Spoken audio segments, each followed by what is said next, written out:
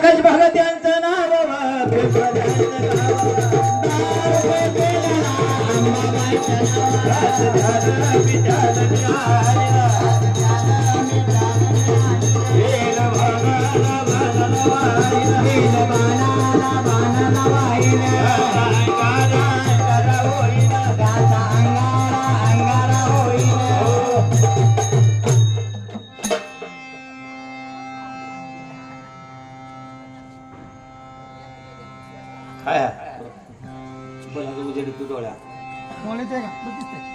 काय म्हणते अंगठ्या बस म्हणते किशोर भगत यांचं नाव